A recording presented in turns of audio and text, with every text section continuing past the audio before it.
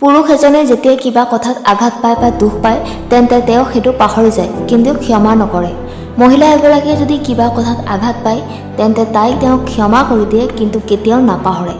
এজন ব্যক্তিৰ সকলোবোৰ কঠিন কামৰ মাজৰ এটা কাম হ'ল নিজকে এইটো বুজোৱা যে মই এতিয়া আৰু কাৰো চিন্তা নকৰোঁ।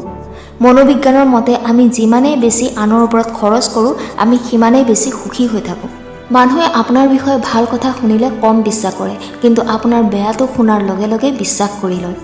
যিমান চিন্তা বা হতাশা আজিৰ যুগৰ শিশুসকলৰ মাজত দেখা যায় সিমান চিন্তা 1950 চনত মানসিক ৰোগীৰ ক্ষেত্ৰত পোৱা গৈছিল।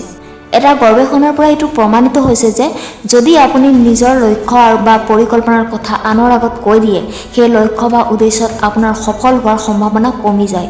ইয়াৰ কাৰণ আপুনি সেই অনুপ্ৰেৰণা বা মটিভেশ্যন হেৰুৱাই দিয়ে। 90% ব্যক্তি নোটবুক বা ডায়েৰীত নিজৰ সেই কথাবোৰ লিখে যিবোৰ তেওঁ মুখেৰে প্ৰকাশ কৰিব নোৱাৰে। আপোনাৰ প্ৰিয় গানটো আপোনাৰ প্ৰিয় হোৱাৰ কাৰণ হ'ল আপোনাৰ জীৱনৰ কোনো ঘটনা বা মুহূৰ্তৰ লগত গানটোত জড়িত হৈ আছে। 18 পৰা 33 বছৰ বয়সলৈ মানুহৰ আটাইতকৈ বেছি চিন্তাত থাকে।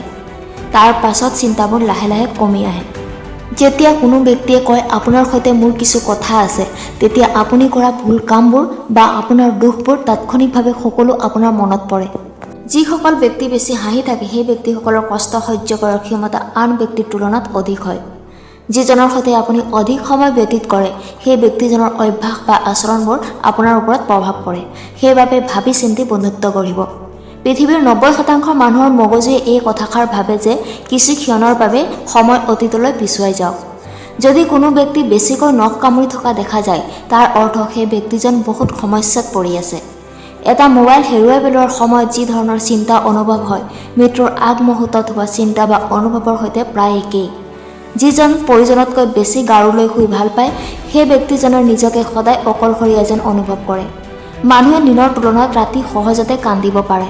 যদি আপুনি সাৰে থাকিও কাৰোবাক সপোনত দেখা পায় বা মাত শুনা যেন অনুভৱ হয় তাৰ অৰ্থ হ'ল আপুনি জোখতকৈ অধিক সেই ব্যক্তিগৰাকীৰ কথা ভাবি আছে। যিজন ব্যক্তি কমকৈ কথা পাতে কিন্তু দ্ৰুতভাৱে কথা পাতে সেই ব্যক্তিজন এজন গোপনীয় ব্যক্তিত্বৰ অধিকাৰী। এনে ব্যক্তি প্ৰায় সকলো কথা নিজৰ মাজতে সীমিত ৰাখে। যদি কোনোবা সৰু সৰু কথাত অধিক খং কৰে বা চিঞৰ বাখৰ কৰে তেন্তে বুজিব তেওঁক আপুনি অধিক মৰম চেনেহ দিয়াৰ প্ৰয়োজন। সৰু সৰু কথাত বা অলপতে কান্দি দিয়া মানুহবোৰৰ হৃদয় কোমল থাকে। যদি কোনো ব্যক্তি জোখতকৈ বেছি সময় শুই থাকে তেন্তে তেওঁ ভিতৰি অশান্তিত ভুগি আছে আৰু কিবা কথাত দুখ পাই আছে। যদি কোনো ব্যক্তি কান্দিব নোৱাৰে তেন্তে তেওঁ ভাৱনাত্মক ৰূপে দুৰ্বল। কান্দিলে মানুহ দুৰ্বল নহয় বৰং ভাৱনাত্মক ৰূপে শক্তিশালীহে হয়। আপুনি যি ধৰণৰ গান শুনে জগতখনো আপুনি সেইধৰণে দেখা পায়। আপোনাৰ মনলৈ যদি বাৰে বাৰে কিবা নেতিবাচক চিন্তা আহি থাকে সেই চিন্তাসমূহ কাগজ এখনত লিখি কাগজখন ফালি চিঙি ডাষ্টবিনত পেলাই দিলে সেই চিন্তাৰ পৰা তাৎক্ষণিকভাৱে পৰিত্ৰাণ পোৱা যায়।